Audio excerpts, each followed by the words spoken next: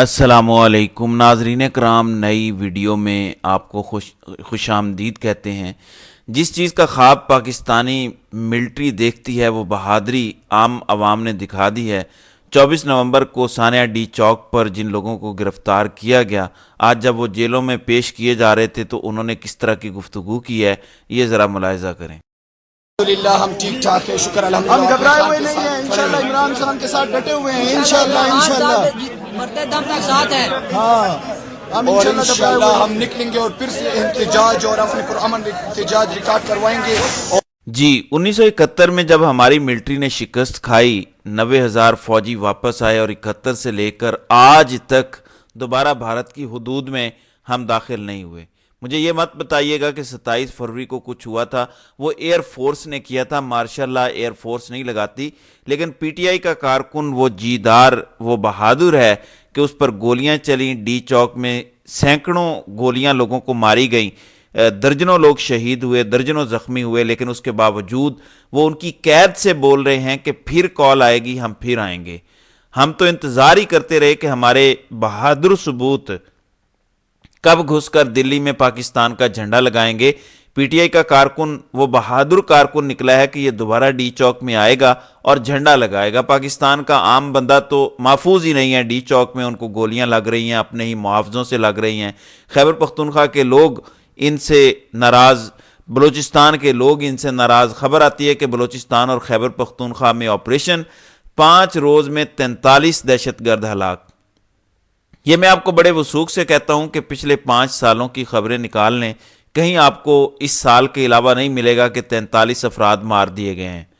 यही होता है कि 6 सिक्योरिटी फोर्सेस के लोग शहीद हुए हैं और 6-7 उधर से शहीद हो गए हैं। कई दफ़ा ऐसे होता है कि 1-2 दहशतगर्द मारे गए लेकिन 10 सिक्योरिटी एहलकार शहीद हो गए। अमूमन यही होता है। लेकिन ये अचानक क्या हो रहा है? अब इनके नाम आने चाहिए, इनकी फैमिलीज़ का पता चलना चाहिए। क्या ये पाकिस्तानी थे, अफगानी थे, ईरानी थे, अमेरिकन थे, इसराइली थे, कौन थे?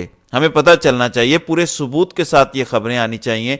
जो लोग इस्लामाबाद के सेंटर में हमारे रेड जोन में लोगों को कत्ल करके तस्लीम नहीं कर रहे और झूठ बोल रहे हैं, वो ये सच कैसे बोल सकते हैं? ये हर रोज़ झूठ बोलते हैं कि हमारा सियासत से कोई ताल्लुक नहीं है और रोज़ सियासत भी करते हैं। इन्होंने पाकिस्तानी अवाम का मैंडेट तक चोरी किया। 9 फरवरी को इन्होंने डाका डाल दिया। ये तस्लीम करने के लिए तैयार नहीं है, तो हम कैसे मान लें कि एक वक्त ऐसा आता है जब ये सच बोलते हैं? तो इनकी सारी इंफॉर्मेशन आनी चाहिए, बताएं कि ये कहाँ के लोग थे, फिर हम मानेंगे कि ये वाकई दहशतगर्द थे। वरना कुछ लोग तो ये कह रहे हैं कि जो लोग डी चौक में मारे गए हैं, कहीं उन्हीं लोगों को अब इधर उधर करके दहशतगर्द न बनाया जा रहा हो, क्योंकि बलूचिस्तान और खैबर पख्तूनख्वा से तो बहुत सारे लोग आए हुए थे। अब बलूचिस्तान और खैबर पख्तूनख्वा में अचानक ऑपरेशन तेज़ हो गए हैं, अचानक दहशतगर्द मारे जाने लगे हैं।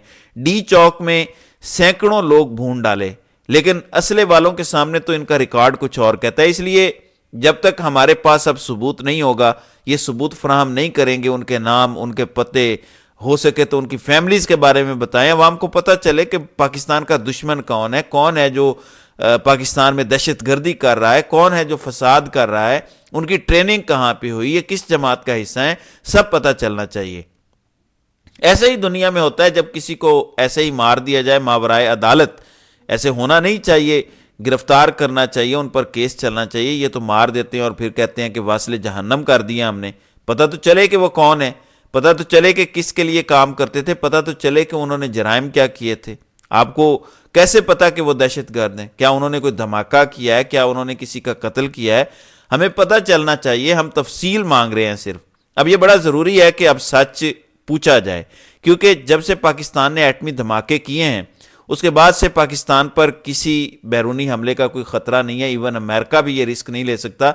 अगर अमेरिका पाकिस्तान को तबाह करने की कोशिश करेगा और उसके बदले में पाकिस्तान इसराइल की तरफ 2-4 मिसाइल भी एटमी उड़ा देगा, तो इसलिए जेनवली किसी जंग का अब कोई ख़तरा नहीं है। दूसरी जानब जंगों के नाम पर अमेरिका, यूरोप और बरतानिया वगैरह इन ममालिक ने और अरब ममालिक ने मिलकर इनसे इतने जराइम करवा दिए हैं कि मैं आपको एक सिंपल इक्वेशन बताता हूँ। पाकिस्तान पर जो मौजूदा तबका काबिज है, اس نے اتنے جرائم کر لیے ہیں، یہ قتل و غارت اتنی کر چکے ہیں، یہ الیکشن چوری کر چکے ہیں، یہ انسانی حقوق تباہ کر بیٹھے ہیں، یہ جمہوریت تباہ کر بیٹھے ہیں کہ امریکہ اور برطانیہ نے پوری ایک ان پر چارج شیٹ بنائی ہے، ان کے ایک ایک قتل و غارت کے اس کے ایک ایک جرم کے سارے ثبوت ان عالمی طاقتوں کے پاس ہیں۔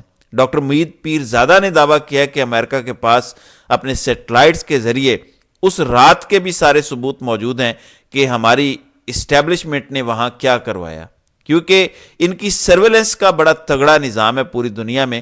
یہ دہشت گردوں کو اسی طرح سے سرچ کرتے ہیں، ڈھونڈتے ہیں، سیٹلائٹ امیجنگ کے ذریعے یہ ویڈیوز بھی بنا لیتے ہیں، یہ پکچرز بھی کیپچر کر لیتے ہیں، اور وہ سارا ریکارڈ ان کے پاس موجود ہوگا۔ نہیں تو تھرمل امیجنگ تو ہے ہی سیٹلائٹ کی، وہ تو آپ پرائیویٹلی بھی کر سکتے ہیں۔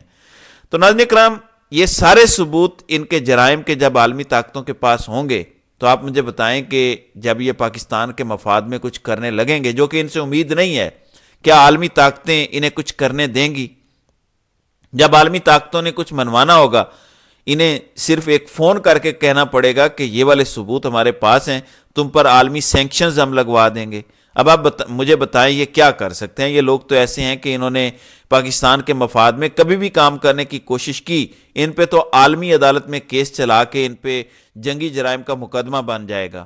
اچانک یورپی یونین میں سے کوئی اٹھ کے کھڑا ہو جائے گا، جیسے ساؤتھ افریقہ گیا اسرائیل کے خلاف، تو وہاں بھی دیکھیں اسرائیل کے خلاف بھی فیصلہ آیا، نیتن یاہو کے وارنٹ آ گئے۔ لیکن ایسے ہی کوئی یورپی ملک اٹھ کے جائے گا عالمی عدالت میں اور کہہ دے گا کہ ان کی ملٹری اسٹیبلشمنٹ اور اوپر بیٹھے ہوئے نے جنگی جرائم کیے ہیں، اور وہاں سے فیصلہ آ جائے گا کہ ان پہ پابندی لگا دو، تو آپ مجھے بتائیں کہ یہ کیا کریں گے؟ در حقیقت اس وقت ان کا حل یہی ہے کہ اس وقت بادشاہ سلامت اور اس کے ساتھ موجود جو ٹولہ ہے اس کو جبری طور پر ریٹائر کیا جائے، اور ملٹری کو ایسے ایلیمنٹس سے پاک کر کے ایک مضبوط ملٹری بنایا جائے، ورنہ یہ کمپرومائزڈ ٹولہ سب کو تباہ کر دے گا۔ یہ سچ ہے اگر کوئی سمجھے تو۔ پھر ناظرین اکرام، عمران خان کے حوالے سے سچ اکثر باہر نہیں آتا، لیکن یہ بات بالکل بھی سچ نظر آ رہی ہے۔ بیرسٹر علی ظفر کہتے ہیں کہ میری عمران خان سے ملاقات ہوئی، وہ غصے میں تھے، ان کا کہنا تھا مذاکرات کا یہ طریقہ کار نہیں ہوتا، ہم کسی سے بھیک نہیں مانگ رہے، ہم پر الزام تھا کہ ہم نے بات چیت کے دروازے بند کیے ہوئے ہیں، ہم نے صرف وہ دروازے کھولے ہیں، 2 شرائط رکھی ہیں وہ پوری کریں، ہم مذاکرات کریں گے۔ تو عمران خان کا تو یہ اصل بیان ہے، جبکہ یہ جس طرح بچھے بچھے جا رہے ہیں، شبلی فراز نے جو بیان دیا میں تو حیران رہ گیا کہ یہ بندہ کس قسم کا ہے۔ ہم بھی بھائی ہیں، آپ بھی بھائی ہیں، ہمیں ایک دوسرے کے ساتھ ایسے نہیں کرنا چاہیے، یعنی گویا رونے پہ آ گئے۔ آپ کے ساتھ ہوا کیا ہے؟ ایک بھی ایف آئی آر آپ پر کبھی نہیں کٹی۔ مسئلہ یہ ہے کہ آپ نے لیٹنا نہیں ہے، آپ نے کھڑے رہنا ہے، جیسے عمران خان کھڑا ہے جیل میں بھی، وہ لیٹا نہیں ہے، کھڑا ہے، ڈٹ کے کھڑا ہے، اور اس کو باہر آنے کی کوئی جلدی بھی نہیں ہے۔ وہ باہر تب آنا چاہتا ہے جب حقیقی آزادی ملنے کی امید پیدا ہو، یہ نہیں کہ حقیقی آزادی پر پکا ٹھپا لگ جائے کہ یہ تو ملنی نہیں ہے اور بس آپ خالی باہر آ کے بیٹھ جائیں اور گڈی گڈی سب کے ساتھ کھیلیں، یہ نہیں ہونے والا۔